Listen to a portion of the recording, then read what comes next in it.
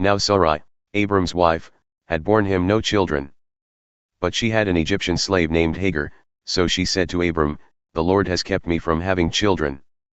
Go, sleep with my slave, perhaps I can build a family through her." Abram agreed to what Sarai said. So after Abram had been living in Canaan 10 years, Sarai his wife took her Egyptian slave Hagar and gave her to her husband to be his wife. He slept with Hagar, and she conceived. When she knew she was pregnant, she began to despise her mistress.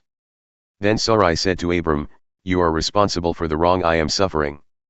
I put my slave in your arms, and now that she knows she is pregnant, she despises me. May the Lord judge between you and me." "Your slave is in your hands," Abram said. "Do with her whatever you think best." Then Sarai mistreated Hagar, so she fled from her. The angel of the Lord found Hagar near a spring in the desert. It was the spring that is beside the road to Shur. And he said, "Hagar, slave of Sarai, where have you come from, and where are you going?" "I'm running away from my mistress Sarai," she answered. Then the angel of the Lord told her, "Go back to your mistress and submit to her." The angel added, "I will increase your descendants so much that they will be too numerous to count." The angel of the Lord also said to her, "You are now pregnant and you will give birth to a son. You shall name him Ishmael, for the Lord has heard of your misery. He will be a wild donkey of a man, his hand will be against everyone and everyone's hand against him, and he will live in hostility toward all his brothers."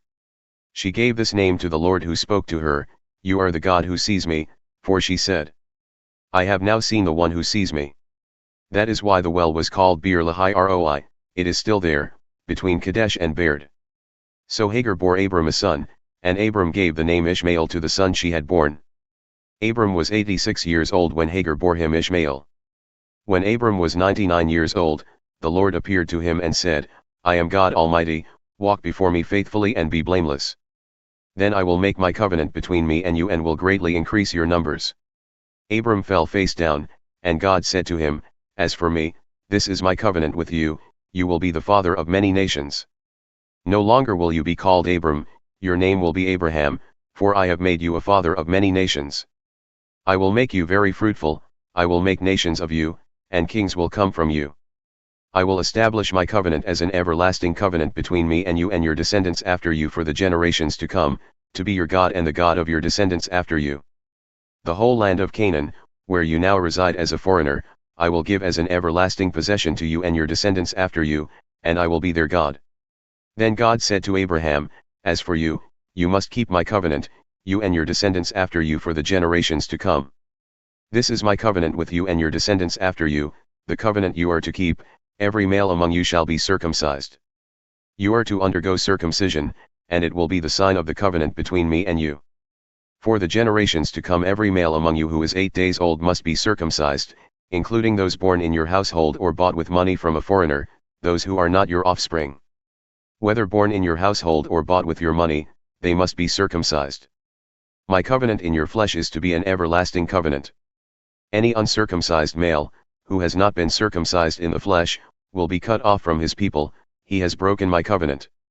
God also said to Abraham, "As for Sarai your wife, you are no longer to call her Sarai, her name will be Sarah. I will bless her and will surely give you a son by her. I will bless her so that she will be the mother of nations, kings of peoples will come from her." Abraham fell face down, he laughed and said to himself, "Will a son be born to a man 100 years old? Will Sarah bear a child at the age of 90? And Abraham said to God, "If only Ishmael might live under your blessing." Then God said, "Yes, but your wife Sarah will bear you a son, and you will call him Isaac. I will establish my covenant with him as an everlasting covenant for his descendants after him. And as for Ishmael, I have heard you, I will surely bless him, I will make him fruitful and will greatly increase his numbers. He will be the father of 12 rulers, and I will make him into a great nation. But my covenant I will establish with Isaac, whom Sarah will bear to you by this time next year." When he had finished speaking with Abraham, God went up from him. On that very day Abraham took his son Ishmael and all those born in his household or bought with his money, every male in his household, and circumcised them, as God told him. Abraham was 99 years old when he was circumcised, and his son Ishmael was 13, Abraham and his son Ishmael were both circumcised on that very day.